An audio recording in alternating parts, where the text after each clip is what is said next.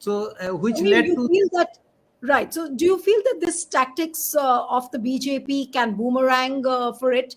Now the elections are around the corner. The countdown has already begun for 2024. Can it boomerang for BJP in Manipur and, of course, the see, northeast of India? Manipur has two seats, outer Manipur and inner Manipur.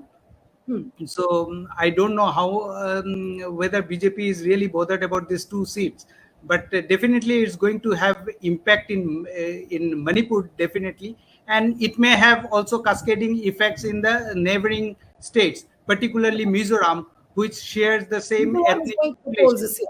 Yeah, Yes. and Mizoram is going to poll later this year in November. Hmm. So in Mizoram, definitely it will have some impact because Kuki Zo, this Mar community has a significant population. Right. In fact, they will comprise that generic Mizo community. They are Hmm. part of that. Right. Okay. So, Dr. Jyotirmoy, now the question is that everybody's understood the problem. Samir tried to put in a sense as to what is really happening on the ground. What are the issues which have led to the trigger of this kind of a situation? Now, what is the first step, according to you, which the government should be taking? And then, over, of course, the most significant question that now, with the kind of tempers which we are seeing rising, can there be an amicable solution at all through a dialogue process? I hope there should be. I hope there should be. I think you have raised a very important question, because now we should think about solutions. And just going, Samir has given us a very good understanding of actually Biren's, the chief minister's trajectory or his time. If you for example remember that his first cabinet meeting of the council of ministers was actually held in the hills. So he did try to sort of create some kind of a sense of reassurance in the people from the hills as well. So I think a solution uh, will still be possible. I'd like to hope so, but it has to begin from the chief minister, which is Biren. Also here I'd like to underline one point, that and this sort of, I believe, be it about what Samir was talking about vis-a-vis Assam and the minority communities of Assam, and Biren, remember, comes from the majority community, which is the Meitei community. So one onus that I think the chief minister has is to first reach out, because he also, like, you can't leave your identity behind. There is a huge suspicion now, particularly among the Kukizo communities, because the chief minister is from the Meitei community, and of course all your government people, including the police, largely is dominated by the Meitei community. So then I think reaching out has to begin from the state government directly, and of course the central government, Narendra Modi, has to speak. The central government has to help, and like I began at the very beginning itself, like I said, that some discussions about proper solutions has to begin. Since you have talked about solutions, 2016 Narendra Modi government had promised or had initiated discussions with cookie groups, right? From 2016 to 2023, it's 7 years now, and 7 years it hasn't moved. So one major thing, and after that, actually, the peace, what do you call it, the peace treaty, was actually taken back by the government, right?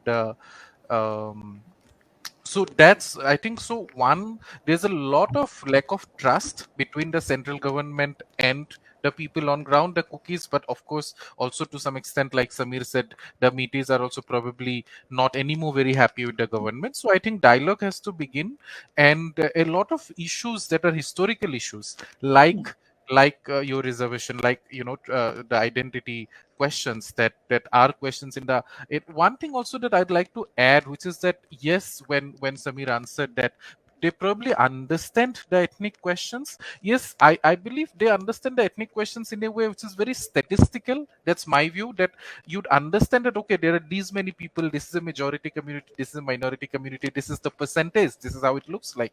But I'm not very sure whether how ethnicities interact on ground, how sort of how multilingual, how multicultural societies in the Northeast speak and interact and fight with each other. For example, I'm not ready to believe that the center or people working for the center would understand what's the dynamics like between the Naga groups and the Kukis, for example, right, at different points of history. So yes, they understand it, but I think on a very surface level, on a very statistical level. So the center needs to understand how historically these relationships have worked out and try and begin a dialogue from there on. Yeah. Okay. Uh, Coming to you now, Samir, that are we seeing any signs of government reaching out to the Kukis and the Metis, and of course also talking about a serious intent into looking at other problems which are rampant on the ground? Is there a serious effort from the government side, or we do not see anybody taking any kind of initiative at the moment, for now at least?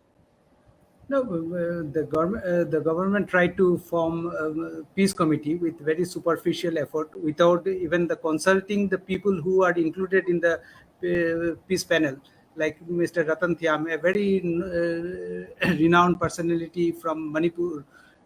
He was not consulted. Similarly, from Kuki communities, also few renowned peoples were included in the list, but they were not consulted. So ultimately, and the major civil society groups like the ITLF, Indigenous Tribal Leaders Forum, and from the Metis side, this Kokomi, they have pulled out.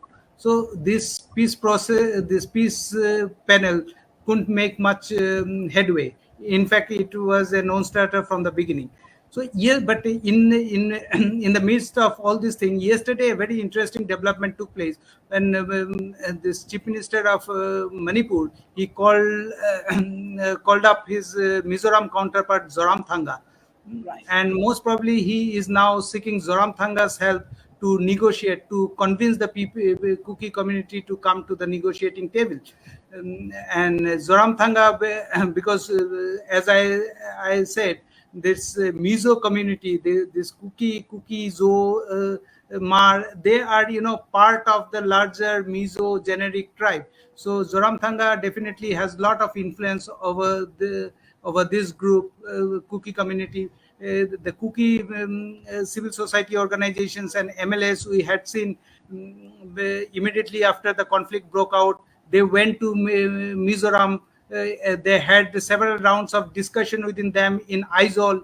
So definitely that is Zoram Thanga can definitely play some role, at least in subsiding temper. Having said so, the mistrust on the particularly on the Cookie sites on about Biren Singh is so intense that so long he is